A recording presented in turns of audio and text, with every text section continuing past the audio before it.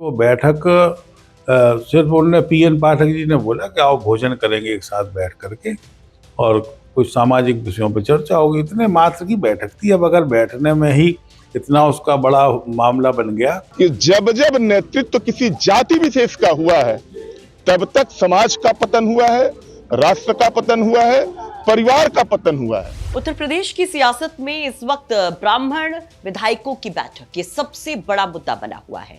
तमाम सवाल उठ रहे हैं और सवाल उठ रहे थे पहले कि आखिर क्या बात हुई एक बंद कमरे में जब तमाम बीजेपी के ब्राह्मण विधायक एकजुट हुए, सहभोज के नाम पर उनके बीच में क्या चर्चा हुई। लेकिन उससे ज्यादा सवाल तब उठे जब यहां पर बीजेपी प्रदेश अध्यक्ष की तरफ से एक फरमान आता है या यूं कहे एक फटकार आती है इन तमाम विधायकों के लिए और सीधे सीधे कह दिया जाता है कि इस तरह की गतिविधियां, इस तरह की बैठकें स्वीकार्य नहीं हैं, इस पर कार्रवाई होगी।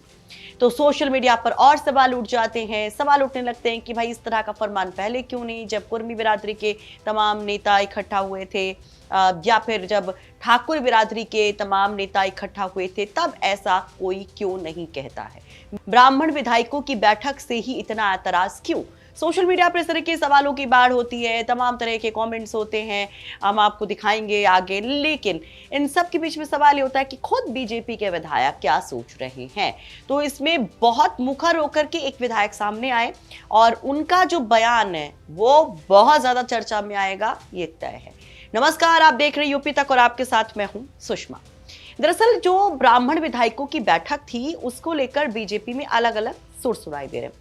खुद ब्राह्मण विधायकों के ही या ब्राह्मण नेताओं के ही अलग अलग सुर हैं, क्योंकि जिस तरह से 23 तारीख को ये बैठक होती है, 24 को छोड़कर 25 को एक बड़ा इवेंट होता है और उसके पहले इस तरह की बैठक होती है और 25 को वो जो बड़ा इवेंट होता है प्रेरणा स्थल का जो उद्घाटन का, जिसमें 3 बड़े चेहरे, ब्राह्मण चेहरे जनसंघ से बीजेपी के लिए जो बहुत महत्वपूर्ण रहे हैं, जिनके नाम पर पॉलिटिक्स चलती है, जिनकी विचारधारा की बात कही जाती है, उन्हीं को समर्पित था वो कार्यक्रम। और उसी की शाम तक आते आते जो नए नवेले प्रदेश अध्यक्ष हैं बीजेपी के पंकज चौधरी, वो एक बड़ा स्टेटमेंट इस बैठक को लेकर दे देते हैं। तो विरोधियां हमला करने लगते हैं कि दरअसल इस तरह का स्टेटमेंट पार्टी की तरफ से इसलिए दिया गया क्योंकि वो ब्राह्मणों का सम्मान नहीं करती है। पवन पांडे सरी के नेता इसको बुलंदी के साथ उठाने लगते हैं, कांग्रेस भी इस पर हमला करने लगती है। तो यहां पर सोशल मीडिया पर भी सवाल होते हैं। अब यहाँ बीजेपी के जो नेता, उनमें ही जो 2 हम सुर की बात कर रहे थे, इसमें एक धड़ा ऐसा नजर आ रहा है जो इस बैठक के खिलाफ नजर आता है, उसको ये बैठक औचित्यहीन नजर आती है। दूसरा धड़ा ऐसा है जो इस नोटिस को औचित्यहीन मान रहा है, ये जो आदेश यहाँ पर प्रदेश अध्यक्ष की तरफ से दिया गया है उसको गलत बता रहा है। तो इन दोनों धड़ों की बात हम करेंगे। पहले हम बात करते हैं इस बैठक को लेकर जो प्रदेश अध्यक्ष की तरफ से कहा गया, जो नाराजगी जाहिर की गई, उसकी मुखालफत की।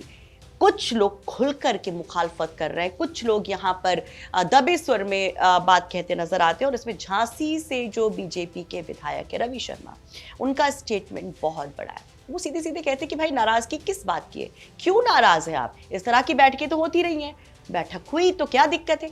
इस तरह की बैठक से किसी को नुकसान क्या, इससे तो फायदा ही होता है। सुनिए क्या कहते हैं वो। नहीं, देखिए, चूंकि प्रदेश अध्यक्ष जी का जो निर्देश है वो सब मानते हैं और ठीक बात है उनकी कि इस तरीके से एकदम से, चूंकि वो बैठक सिर्फ उन्होंने पीएन पाठक जी ने बोला कि आओ भोजन करेंगे एक साथ बैठ करके और कुछ सामाजिक विषयों पर चर्चा होगी, इतने मात्र की बैठक थी। अब अगर बैठने में ही इतना उसका बड़ा मामला बन गया, जबकि उससे किसी ने भी कोई किसी खिलाफ वो बैठक थोड़ी थी, वो बैठक तो अपने लोगों के हित की बैठक थी। हम लोग आपस में मिल करके प्रदेश में वह लोग जो सरकार से जिनकी अपेक्षा है या जिनके साथ में कभी अन्याय हो जाता है और हम लोग उनकी मदद नहीं कर पाए, तो इस संबंध में वो बैठक थी, उसमें कोई कोई खिलाफत की इससे बात पहले नहीं। भी अन्य अन्य समाज की बैठकें हुई हैं, लेकिन खास तौर से अभी जो ब्राह्मण विधायकों की बैठक हुई उसको लेके ज्यादा सियासी गर्म है। देखिए, पता नहीं क्यों घर में, हमें तो समझ में नहीं आया। भाई, हम लोग विधानसभा सत्र के दौरान, हम तो तीसरी बार विधायक हैं, तो लगातार इस तरीके की बैठकें हम लोग करते रहे, हम लोग बैठते रहे और चर्चा होती रही और उस चर्चा से हम लोग और ज़्यादा पार्टी मजबूत होती रही। तो अगर वहाँ पर कोई किसी खिलाफ वो बैठक होती तो निश्चित रूप से चिंता का विषय था, लेकिन वो तो सकारात्मकता की एक बैठक थी कि हम लोग अपनी सामाजिक स्थिति को कैसे सुदृढ़ बना पाए प्रदेश में, हम अपने लोगों की चिंता कैसे कर पाए। वह लोग जो हमको बड़ी उम्मीद के साथ पूरे प्रदेश में भारतीय जनता पार्टी को वोट देते हैं, उनकी आवाज हम लोग कैसे बन पाए, इतने मात्र की बैठक थी।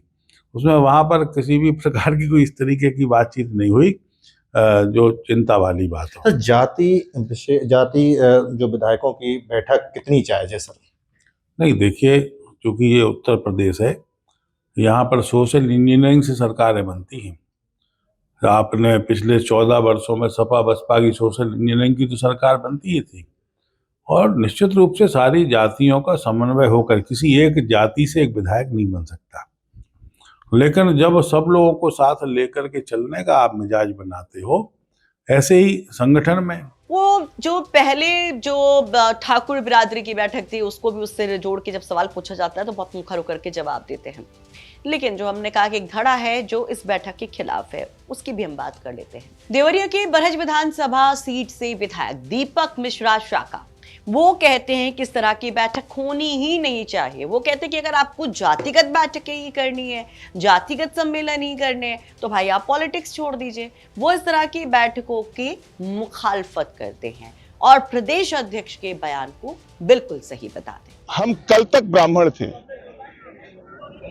आज हम विधायक हैं, और विधायक हम किसी भी, अभी अनिल जी भाई साहब का बयान हम सुन रहे थे कि जब जब नेतृत्व किसी जाति विशेष का हुआ है तब तक समाज का पतन हुआ है, राष्ट्र का पतन हुआ है, परिवार का पतन हुआ है।